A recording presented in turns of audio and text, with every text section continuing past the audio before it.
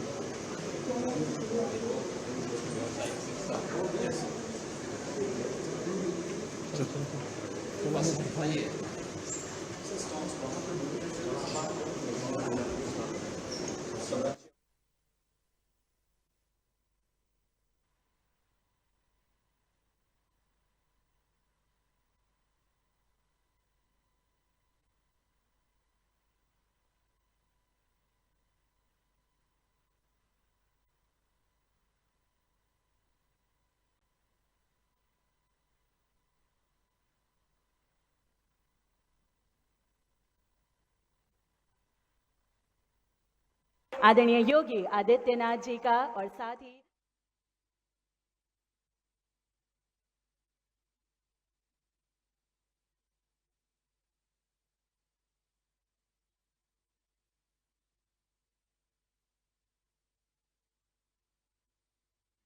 आदित्यनाथ जी द्वारा अटल integrated monitoring system portal का शुभारंभ किया जा रहा है। इस पोर्टल के माध्यम से यूपी बीओसीडब्ल्यू बोर्ड द्वारा संचालित प्रदेश के 18 अटल आवासीय विद्यालयों की रियल टाइम मॉनिटरिंग की जा रही है, जिसके द्वारा छात्रों की प्रोफाइलिंग, उपस्थिति, शैक्षणिक प्रगति, सुरक्षा तथा सह पाठ्यक्रमीय गतिविधियों की पारदर्शी एवं प्रभावी निगरानी सुनिश्चित होगी। अटल आवासीय विद्यालय पारदर्शिता, गुणवत्ता और उत्कृष्ट शिक्षा की पहचान है। उत्तम शिक्षा का अधिकार, उज्जवल भविष्य का आधार। माननीय मुख्य और इसी के साथ आज रोजगार महाकुंभ के इस विशेष कार्यक्रम में 15 चयनित युवाओं को माननीय मुख्यमंत्री जी की गरिमामयी उपस्थिति में नियुक्ति पत्र वितरण के लिए मैं आमंत्रित करती हूं। इन सभी कैंडिडेट्स का सिलेक्शन यूएई तथा अन्य विदेशी कंपनियों द्वारा किया गया है। इसी कड़ी में पहला नाम बैजनाथ, कृपया मंच पर पधारें। उन लगातार तालियों के साथ इसी कड़ी में तालियों के हकदार हैं अगला नाम पवन कुमार।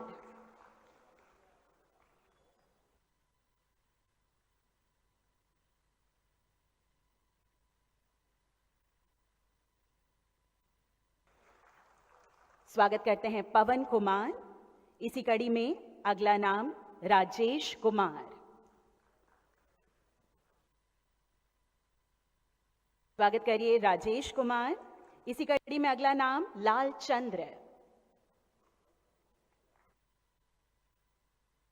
इसी कड़ी में अगला नाम राजेश कुमार।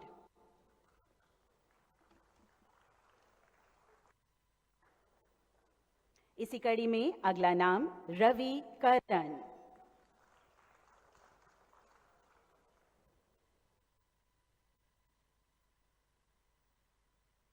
अगला नाम राजकुमार।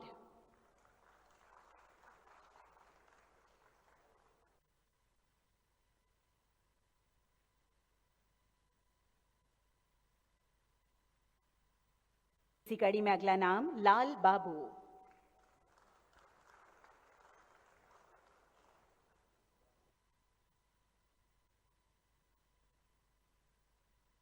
अगला नाम मोहम्मद नसीम।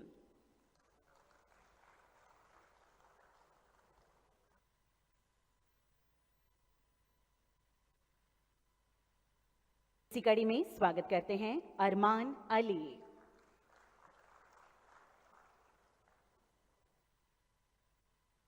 अगला नाम अनीश।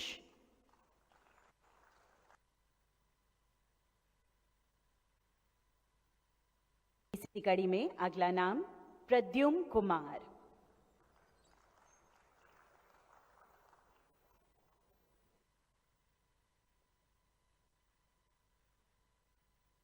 अगला नाम शैलेश कुमार।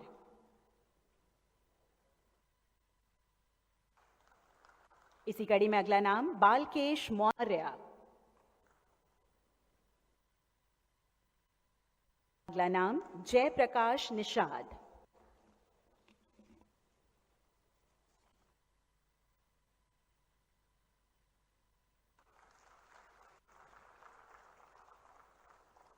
आप सभी को बताना चाहेंगे, रोजगार महाकुंभ के अंतर्गत 11 ऐसी कंपनियां हैं जिन्होंने सर्वाधिक नियुक्तियां करने का आश्वासन दिया है।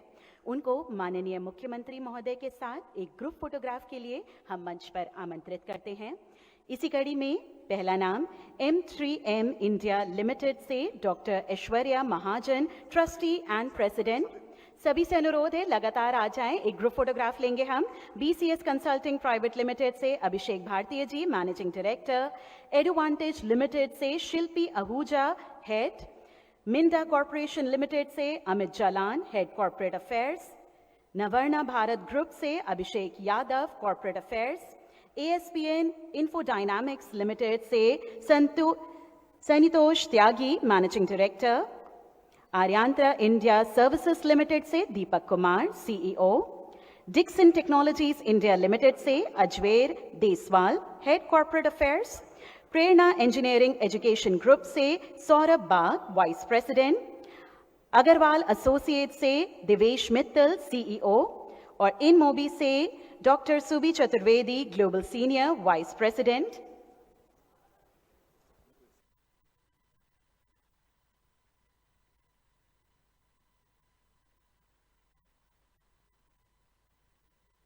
These are the domestic companies, and in this league, next up, we will invite our international companies to please join us on the stage for a group photograph. In this league, we will take a group photograph with our international companies as well. I invite Mr. Hussain, HR Director, Fujairah National Construction Transport, to please join us. Mr. Abdul Rahman, Manager Engineer from Fujairah, to please join us once again. And Mr. Amar Gabali, HR Manager from Ginko. Abdullah Rayad, Legal and HR Manager from Dusman Gulf, to please join us.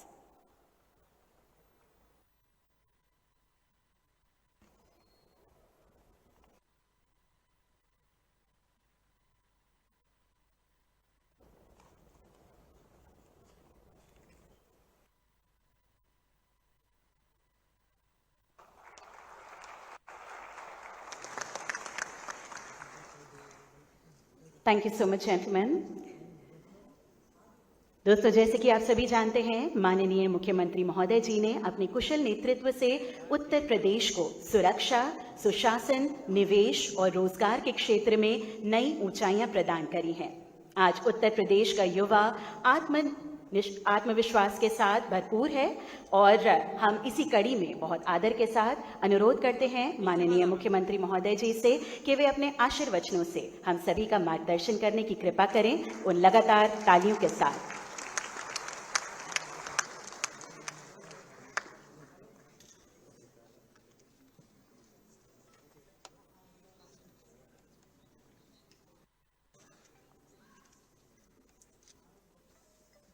श्रम और सेवा योजन विभाग के तत्वाधान में आयोजित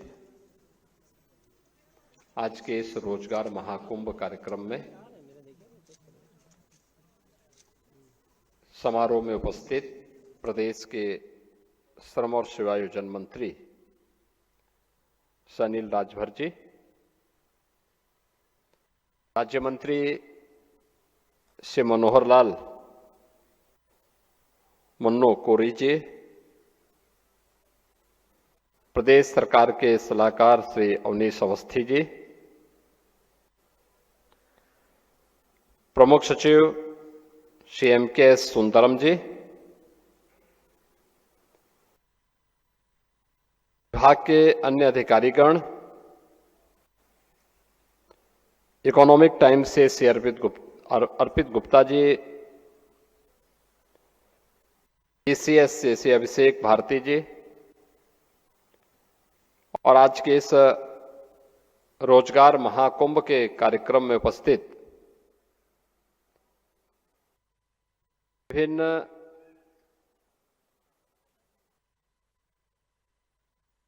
रोजगार संस्थाओं से जुड़े हुए,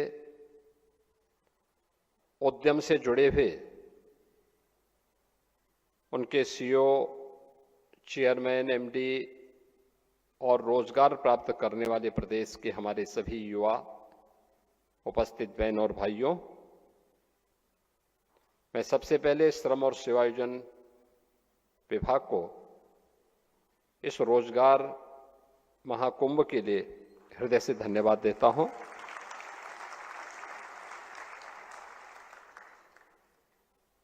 देश के यशस्वी प्रधानमंत्री आदरणीय मोदी जी के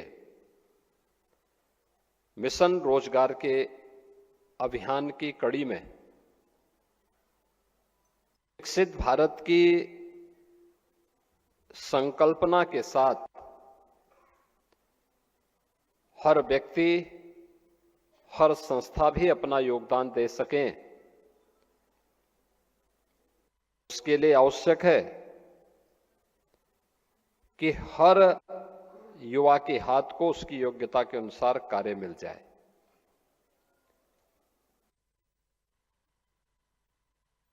युवा अपार ऊर्जा का स्रोत है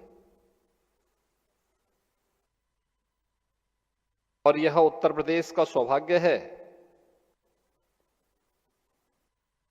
अगर दुनिया के अंदर सबसे बड़ी युवा आबादी भारत के अंदर है,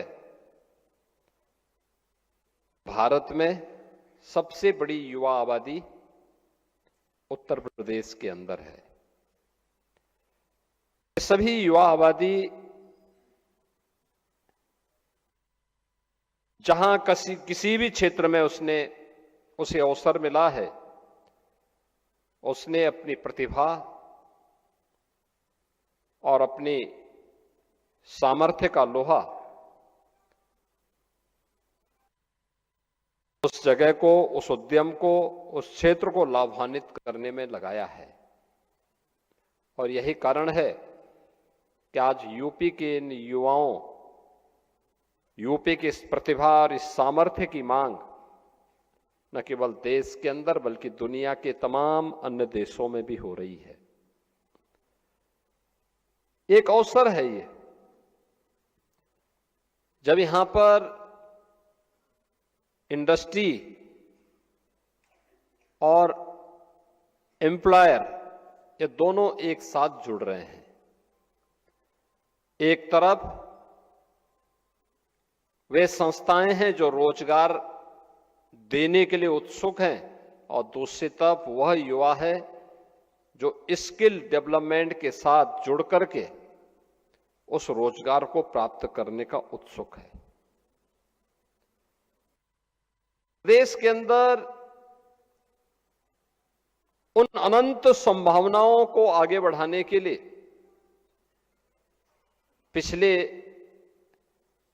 8-8.5 वर्ष के अंदर प्रदेश के अंदर जो कार्य प्रारंभ हुए, उसका परिणाम था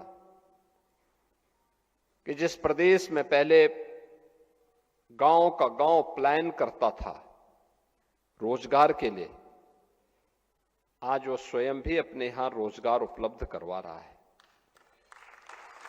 याद करिए, परंपरागत उद्यम के क्लस्टर यूपी के अंदर थे, लेकिन धीरे धीरे करके समय के अनुरूप उसको प्रोत्साहन न मिलने के नाते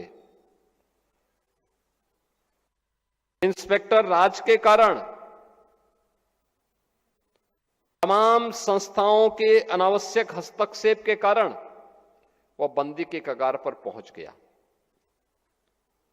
2017 में जब हम लोग आए थे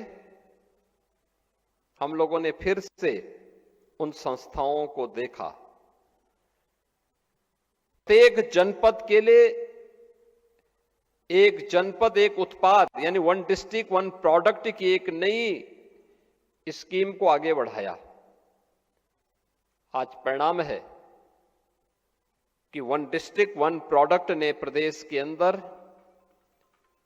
सूक्ष्म लघु मध्यम उद्यम के क्षेत्र में पूरे प्रदेश के अंदर 96 लाख ऐसी यूनिट को फिर से पुनर्जीवित करके करोड़ों युवाओं के हाथों को कार्य देने का एक मंच उसी के जनपद में, उसी के प्रदेश में उपलब्ध करवाने में मदद की। प्रदेश के वन डिस्ट्रिक्ट वन प्रोडक्ट और एमएसएमई प्रोडक्ट और इससे जुड़े हुए जो हमारे लघु और कुटीर उद्यम थे, इसकी ताकत का एहसास हम लोगों ने तब लगाया जब कोरोना कालखंड में बड़े पैमाने पर प्रवासी कामगार और श्रमिक वापस अपने अपने जनपद और घरों की तरफ पलायन किए। तो हम सबके सामने एक चैलेंज था, ये युवा कहां जाएगा, कहां रोजगार प्राप्त करेगा।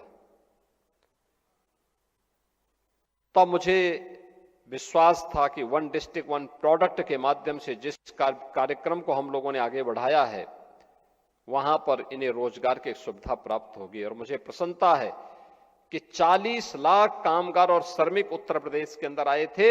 उन 40 लाख कामगार और श्रमिकों को अकेले उत्तर प्रदेश की एमएसएमई यूनिट में ही काम मिलना प्रारंभ हो गया और उनमें से 90% लोग आज भी उसी यूनिट में काम कर रहे हैं। उत्तर प्रदेश पहला राज्य है जिसने एमएसएमई यूनिट की 96 लाख जो यूनिट यूपी के अंदर हैं, उनमें से जिसने भी रजिस्ट्रेशन कराया है, उन सबको हम लोगों ने 5 लाख रुपए की एक सुरक्षा बीमा का कवर भी राज्य की तरफ से उपलब्ध करवाया है। आप याद करिए, अगर एक यूनिट अपने यहां 2 से लेकर 10 तक लोगों को काम दे रहा है, कितने लाख लोगों को उसने अपने यहां कार्य दिया होगा। लाखों की संख्या में, करोड़ों में जाती है संख्या। ये लोग पहले बाहर जाते थे, काम ढूंढते थे। आज उन्हें उन्हीं के जनपद में, उन्हीं के प्रदेश में उन युवाओं को कार्य का एक मंच मिला है। ये सब संभव हो पाया है आदरणीय प्रधानमंत्री जी के मार्गदर्शन में। और इसी के लिए प्रधानमंत्री जी ने कहा, वोकल फॉर लोकल। आत्मनिर्भर विकसित भारत की आधारशिला बन रही है आत्मनिर्भर भारत। और आत्मनिर्भर के आधार बनेगी वह यूनिट जो लोकल स्तर पर प्रोडक्शन कर रही है और जिसमें लोकल स्तर पर नौजवानों को उसकी योग्यता के अनुसार कार्य भी मिल रहा है। यह मॉडल आत्मनिर्भर भारत की आधारशिला बनेगी और आत्मनिर्भर भारत के लिए आत्मनिर्भर उत्तर प्रदेश तैयार करना होगा और आत्मनिर्भर उत्तर प्रदेश ही एक विकसित उत्तर प्रदेश की आधारशिला बनेगी। विकसित उत्तर प्रदेश विकसित भारत की आधारशिला बनेगी। उस अभियान को लेकर के हर हाथ को काम मिले, उसी श्रृंखला में हम लोगों ने प्रदेश के अंदर परंपरागत हस्तशिल्पी और कारीगरों के लिए विश्वकर्मा श्रम सम्मान और पीएम विश्वकर्मा की स्कीम भी लागू की। जो परंपरागत रूप से कारीगर थे, जो पुश्तैनी परंपरा से चली आ रही थी, कोई कारपेंटर है, कोई राजमिस्त्री है, कोई हलवाई है, कोई सुनार का काम कर रहा है, कोई कुम्हार का काम कर रहा है, कोई मोची का काम कर रहा है, कोई नाव का काम कर रहा है, कोई किसी न किसी कार्य के साथ वो जुड़ा हुआ है। राष्ट्रपिता महात्मा गांधी ने ग्राम स्वराज की बात की थी, तो ग्राम स्वराज के पीछे वही बात थी कि जहां पे हमारा गांव आत्मनिर्भर होता था। पूंजी कम रही होगी, लेकिन सबकी व्यवस्था का संचालन एक गांव अपने आप में एक इकाई हुआ करती थी, जिस इकाई में हर व्यक्ति एक दूसरे पर निर्भर होकर के, एक दूसरे का सहयोगी बनकर के एक टीम भावना के साथ काम करता था और अपना परिणाम देता था। रिजल्ट क्या है? हर व्यक्ति खुशहाल है। हम लोगों ने इस स्कीम के अंतर्गत भी ये किया कि उनकी ट्रेनिंग और ट्रेनिंग के साथ उन्हें बैंक से जोड़ना, सस्ते में लोन उपलब्ध करवाना, उन्हें फ्री में टूल किट उपलब्ध करवाना, ये सब काम हुआ। लाखों लोगों को इस अभियान के साथ जोड़ा गया। आज उन परंपरागत हस्तशिल्पी और कारीगरों को अपने यहां सम्मान मिलना प्रारंभ हुआ, तो ढेर सारे लोगों के लिए रोजगार के अवसर भी उसके माध्यम से प्राप्त हुए। हम लोगों ने इस वर्ष के प्रारंभ में 24 जनवरी 2025 को एक नई स्कीम लागू की। उसका नाम है सीएम युवा उद्यमी स्कीम। कोई भी युवा, 21 वर्ष से 40 वर्ष के बीच का कोई भी युवा, उसकी जाति, उसका मत, उसका मजहब, उसका चेहरा देख करके नहीं, बल्कि उसकी रुचि के अनुसार उसे यह सुविधा उपलब्ध कराई गई कि वह स्वयं भी एक युवा उद्यमी के रूप में अपने आप को स्थापित कर सकता है। उसको ब्याज मुक्त, गारंटी मुक्त ऋण की सुविधा उपलब्ध करवाई गई। यानी कोई गारंटी नहीं, लेकिन उस जो लोन और बैंक से ले रहा है उसका ब्याज सरकार देगी और उसको उद्यम स्थापित करने के लिए 10% तक मार्जिन मनी भी गवर्नमेंट उपलब्ध करवाएगी। और मुझे बताते हुए प्रसन्नता है, अब तक 70,000 से अधिक युवाओं ने इस स्कीम के साथ जुड़ करके, सीएम युवा उद्यमी स्कीम के साथ जुड़ करके स्वयं के उद्यम स्थापित करने की दिशा में काम करना प्रारंभ किया है। यानी ये अलग अलग स्तर पर रोजगार की सुविधा निजी क्षेत्र में है। सरकार ने अपने स्तर पर भी रोजगार उपलब्ध, नौकरी उपलब्ध करवाने की कार्रवाई की। पिछले 8 वर्ष के अंदर उत्तर प्रदेश पुलिस में,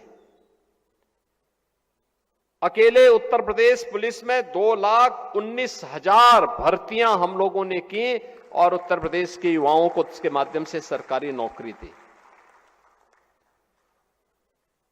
अकेले उत्तर प्रदेश के अंदर 1,56,000 शिक्षकों की भर्ती की प्रक्रिया को पूरी पारदर्शिता के साथ संपन्न किया और अलग अलग विभागों की पूरी सूची अगर आप लिखेंगे तो यह संख्या बढ़ करके उसमें शिक्षा है, स्वास्थ्य है, इरिगेशन है, पीडब्ल्यूडी है, कृषि है, विश्वविद्यालय हैं, इन सबको अगर हम जोड़ते हैं तो यह संख्या 8.5 लाख युवाओं को सरकारी नौकरी उपलब्ध करवाने वाला देश के अंदर सबसे बड़े राज्य के रूप में उत्तर प्रदेश की गिनती आती है। उत्तर प्रदेश में अपराध और अपराधियों के प्रति जीरो टॉलरेंस की नीति का परिणाम क्या था कि प्रदेश के अंदर निवेशकों ने इसको निवेश के एक बेहतरीन गंतव्य के रूप में, देश के इन्वेस्टमेंट के सबसे अच्छे डेस्टिनेशन के रूप में उत्तर प्रदेश को चयन किया। लेकिन इसके लिए हमें कार्य करना पड़ा। इसके लिए प्रदेश सरकार को अपनी नीतियों में परिवर्तन करना पड़ा। अब तक 33 से अधिक सेक्टोरियल पॉलिसीज हम लोगों ने तैयार की है कि हर सेक्टर की एक पॉलिसी, कोई भी निवेशक किसी भी सेक्टर में वह निवेश करना चाहता है, उसमें इन्वेस्ट यूपी के पोर्टल पर जाकर के वह उस पोर्टल में देखें, क्लिक करें और जिस क्षेत्र में उसको निवेश करना है उस क्षेत्र के बारे में उसको पूरी जानकारी मिल जाएगी।